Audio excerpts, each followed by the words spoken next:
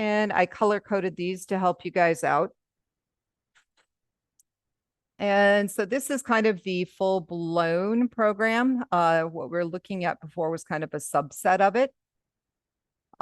So we've got a class called Scope Fun, and there's a couple variables up here that have class level scope. We've got name, salary, and age. Okay, and so why don't we write these down? So class scope, everybody knows about. So we have a name, Scooby. We have a salary, 10,000, and age is 30. Okay, then we get into our main method. You will also notice we have a print method. So we have two static methods here. In our main method, we are setting first round to true. So the first time this runs, it's going to go through, it's going to be, true. So it's going to run through this section of code that is pink. So this is illustrating block scope.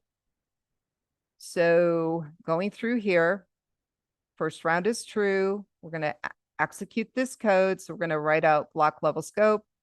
And now we are setting name to Scrappy. And you're like, how can that be? We already have name. This is going to temporarily override this. Okay, so right now within the block, so this would be within if block, the name is now Scrappy. The age is 5, and the salary is 1,500. So when it writes this out, it will be writing out these variables because we are inside the if block. And now we are setting first round to false. And then we execute the line below the if block. Okay, so once we're out of the if block, these values do not exist anymore. But the class variables do exist. They are still living in the program. So it's going to print out class level scope. Okay, and then you can see we have scope fun, which is the name of our class. We're creating a little object called person. And then to write out the name, the salary, and the age, you can see we've got person.name, person.age, person.salary, and it will print out Scooby 10,000 and 30.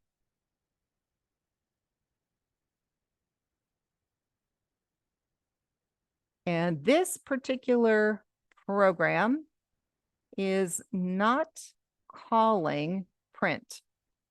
So it's not executing this, but if I was to change this, which I can, and we can have it call print.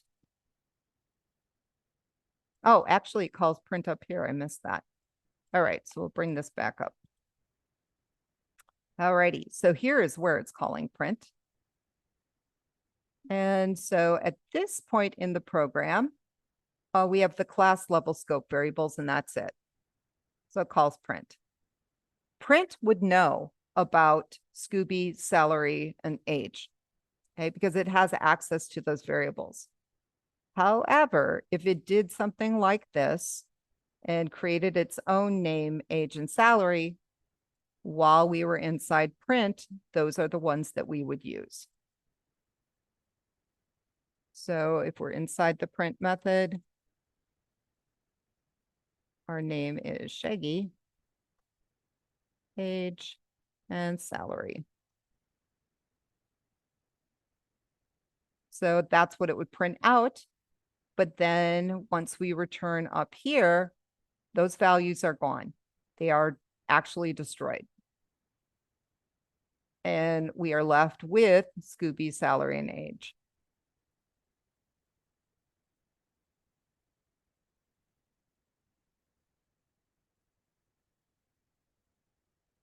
And I will copy this and we can play with it a little bit more. Let me zoom out a little bit.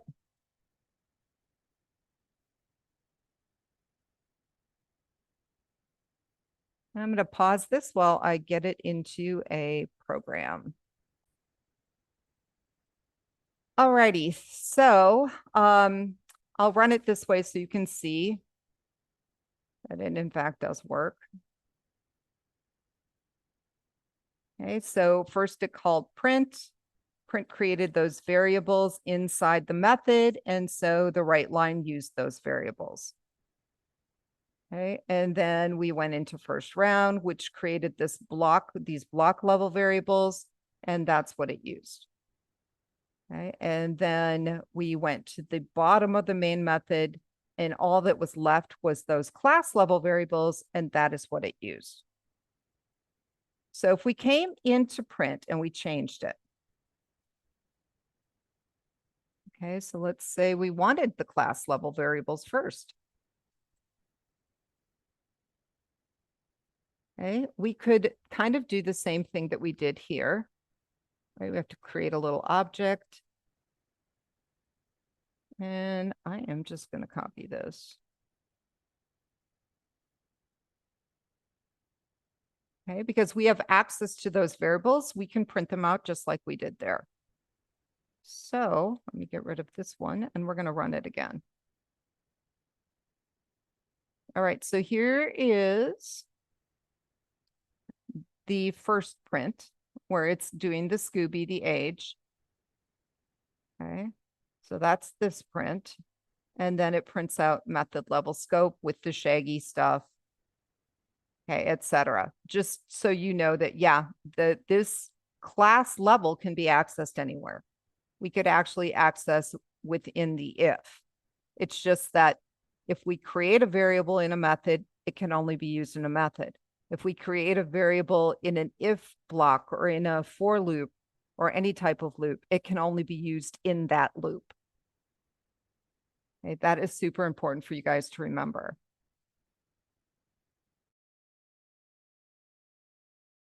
This is a pretty common type of scope error. And in this example, we have rand, which is an object, and that's declared at the method level. So it's got method scope. More is also declared in the method. So it has method scope. And then we have a while loop. And inside the while loop, we're actually declaring a couple of variables. These variables have block scope, which is the most limiting. They are only accessible. They're only known inside this while loop. That is the only place where you can use sum and number. And if you try to use either one outside of the while loop, you will get an error. And that is what it happens on this particular line, because we are no longer in the while loop and we are trying to access sum. Okay, and this is the type of error message you will see, that the name sum does not exist in the current context. So what that's trying to tell you is that, you know, you're not inside the while loop anymore and sum does not exist. So how would I fix this? I would move sum above the while loop. So move that variable declaration above the while loop, and then you can access it anywhere inside the main method.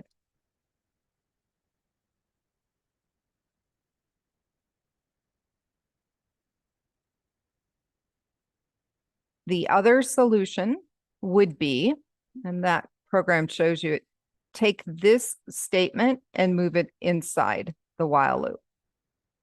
Okay, because you'll notice that there's a little for loop here that is calculating the sum. Okay, and you could actually move that statement right in there. Okay, and here is an example of how that looks.